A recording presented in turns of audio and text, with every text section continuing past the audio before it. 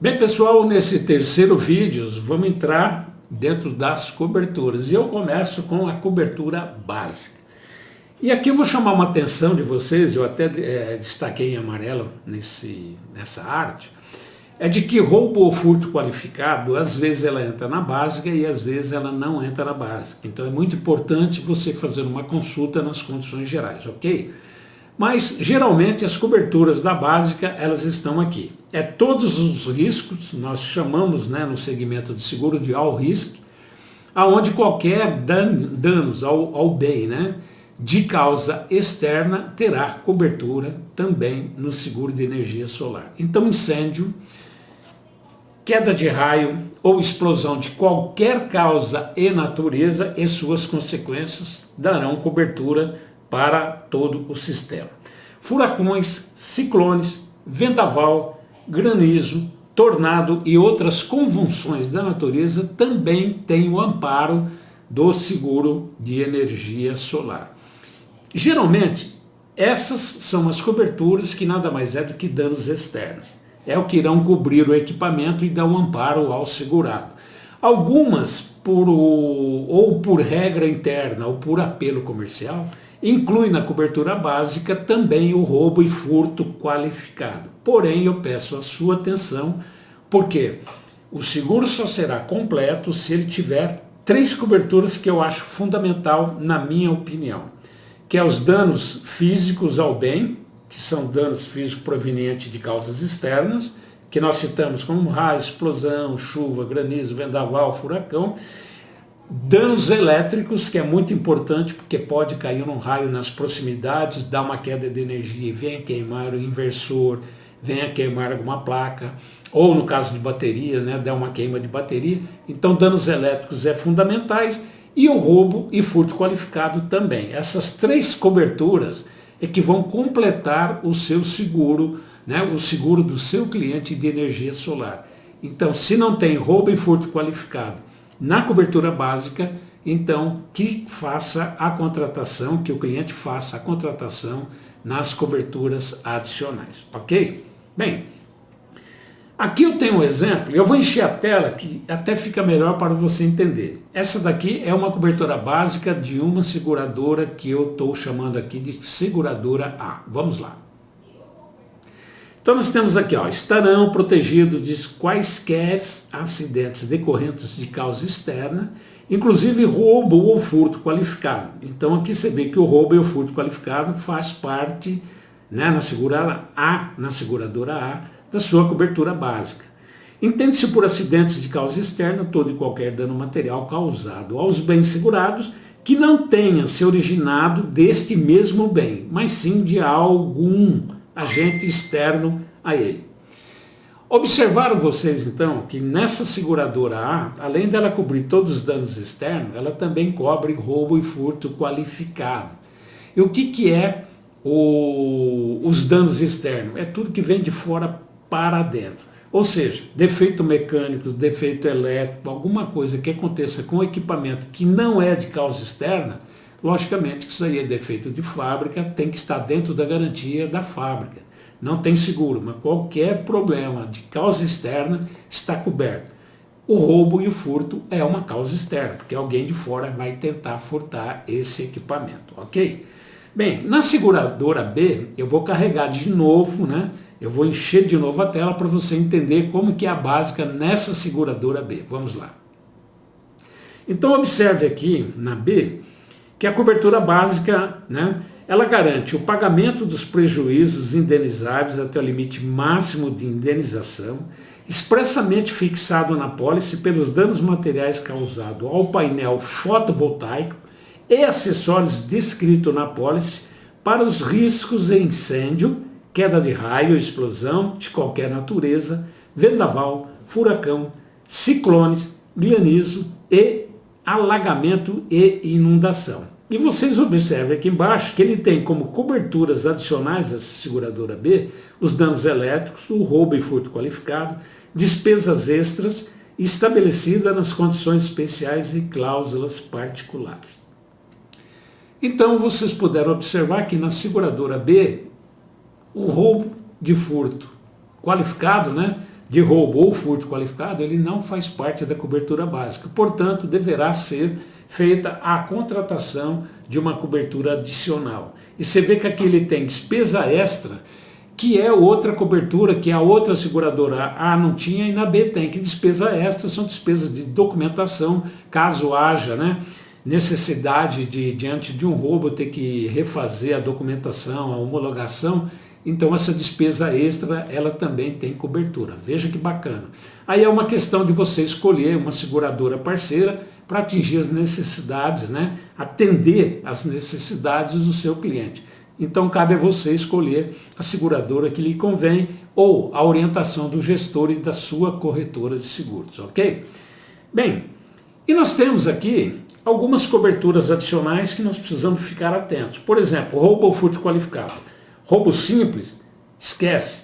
Desapareceu o equipamento, ninguém deixou vestígio, ele estava aqui, desapareceu, não tem vestígio de nada, não é um furto qualificado. Não tem BO, não tem reclamação na polícia, não tem nenhum documento que comprove, é furto simples. Esse não tem cobertura, mas o qualificado ou o roubo, que é mediante violência, né, e ameaça, tem cobertura adicional quando não está na básica, como é o caso do exemplo da seguradora A. Danos elétricos, nenhuma tem na básica, é uma cobertura adicional que tem que ser contratada porque ela é fundamental para uma queda de energia. Se o proponente está contratando um sistema para gerar energia, se der um dano elétrico, ele vai totalmente ao contrário dos seus objetivos. Então, o dano dos elétricos é fundamental para um seguro completo e essencial. Despesas extras é aquilo que eu falei, caso ele venha precisar de alguma despesa extra para remoção de alguma coisa ou reinstalação de alguma coisa por uma causa, né, de uma cobertura que está amparada pela pólice, então ele pode fazer, solicitar, né, a indenização dessa despesa extra que o segurado terá. A responsabilidade civil, eu vou falar para vocês mais no final desse treinamento, antes, né, de passar as apólices, os exemplos das apólices, porque a responsabilidade civil ela deve ser contratada na instalação. Porém, algumas seguradoras têm esse seguro de equipamentos, né, do equipamento da energia dentro do seguro de equipamentos empresariais. Então, nesse caso, ele também poderá encontrar o seguro de responsabilidade civil. É importante, é legal? Claro que é.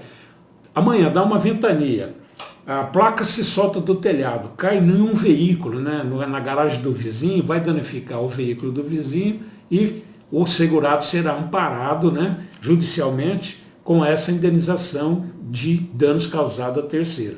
Vamos supor que essa placa caia na cabeça de uma pessoa que está passando na calçada. Essa pessoa tem que ser hospitalizada, o juiz, a pessoa entra com processo, entra com uma ação de danos corporais. Então, a cobertura de responsabilidade civil é justamente para ajudar, né, nessa reclamação judicial da pessoa que foi atingida. É tanto para danos materiais quanto para danos corporais causados a terceira pelo sistema. Então, não é pelo segurado, mas sim pelo sistema. Então, é muito bacana se houver ela fazer essa contratação. E atenção para as placas instaladas em solo. Por quê? Eu fiz uma pesquisa e detectei que algumas seguradoras, de nome, uma das principais, ela não aceita fazer o seguro, né, de energia solar para indústrias ou imóveis que tenha essas placas instaladas em solo, apenas em telhado. Então é mais uma dica e eu te chamo a atenção para verificar junto à sua seguradora se há realmente naquela a restrição. Eu não vou dar o nome da seguradora aqui para não entrar, né, nessa concorrência ou até na ética profissional, mas tem seguradora que não cobre placa instalada no chão. Bom verificar, ok? Bem, em todo seguro existe uma cláusula que a gente chama, né, de regras e cláusulas de exclusão. No seguro de energia solar, isso também, né, tem, ou seja, é comum, é raro, não é raro, é comum. E aqui eu destaco as principais exclusões dentro da apólice. Bom, o primeiro, içamento das placas. Isso na instalação, por isso que eu falo, e vou falar com mais detalhes depois. Na instalação das placas é importante a contratação de uma responsabilidade civil, mas aí foge desse seguro, a não ser que a seguradora, como eu havia dito antes, tenha essa cobertura. Mas não tem, no normal não tem.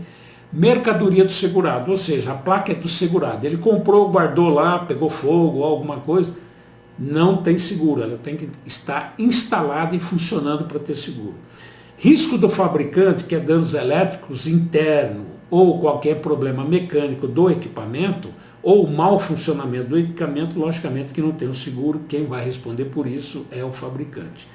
Desmoronamento de risco não coberto, ou seja, se eu não fiz uma cobertura, por exemplo, de roubo e furto qualificado, e houve um telhado caiu porque os ladrões foram subir com guindaste lá em cima e afundou o teto da casa e quebrou todo o equipamento, houve uma tentativa de furto, houve uma tentativa, porém também houve um desmoronamento. Qualquer tentativa de fraude também, muito cuidado, fraude não tem cobertura em nenhum tipo de seguro e esse não é diferente. Atos ilícitos, da mesma forma. O que seria fraude ou ato ilícito? É dar informações erradas, passar endereço errado, CEP errado, nome errado, proprietário errado, o número de série do equipamento errado, a marca errada, o valor errado. Ou seja, qualquer coisa errada que caracteriza desleixo, falta de manutenção, ato ilícito e fraude, tudo isso aí é exclusão em qualquer tipo ou segmento de seguro, ok? Utilizar os equipamentos de acordo com as condições normais de uso também não tem cobertura, tem que ser utilizado dentro das regras do fabricante. Desligamento proposital do sistema de segurança pelo segurado também não tem cobertura, atenção nas condições gerais, se você ir lá você vai encontrar essas exclusões. Falta de manutenção, não é porque está segurado e tem garantia de fábrica que o segurado não tem a obrigação de fazer manutenção. Sim, ele tem, senão ele perde o seguro dele. Fraude ou tentativa de fraude, estamos reforçando aqui, como por exemplo, agravar risco de forma proposital. Uma placa teve lá um trinquinho, alguma coisa, ele vai lá, acaba de quebrar essa placa para dar perda total da placa, isso aí é fraude, né? Ele está forçando um PT da placa, ele pode, né? Se o perito descobrir, e os peritos são bons, né, nesse assunto, se ele descobrir, ele vai realmente declinar essa indenização. Não comunicar de forma eficaz e de forma rápida a ocorrência do sinistro ou até da possibilidade de um possível sinistro. Então, se está tendo um possível sinistro ou houve um sinistro, a rapidez e agilidade também faz parte, né, de uma indenização garantida. Não observar as normas técnicas do uso do equipamento. Logicamente, se ele usar de forma incorreta, com sobrecarga, com alguma coisa nesse sentido, logicamente que ele não vai ter o seguro, ok? Com relação à franquia, né, a maioria dos proponentes ao seguro sempre faz essa pergunta, mas tem franquia nesse seguro? Sim, assim como todo seguro aqui também tem franquia. E aqui eu destaco, ela vai de 10% a 15%, no exemplo do vídeo da apólice que eu vou mostrar para vocês, vocês verão que 10% ela geralmente fica na básica e nos danos elétricos 15% do valor do prejuízo. Ou seja, o prejuízo foi de 10 mil, 10%. Ela é, né, que é R$1.000, ela é uma franquia, é participação do segurado, no caso de cobertura básica, e R$1.500 ele vai bancar no caso de danos elétricos. Por que existe a franquia? É para a pessoa tomar conta, não deixar o equipamento sem manutenção, não provocar um sinistro, porque ele vai arcar também com uma parte do prejuízo. Então é sempre bom alertar o cliente disso aí. Bem, eu me estendi bastante nesse vídeo número 3, volto no vídeo número 4 para concluir a parte de informações sobre o seguro da energia solar, para depois a gente terminar esse curso com os 2 últimos vídeos, que é com o exemplo de uma apólice. Então eu te encontro no vídeo número 4. Até lá!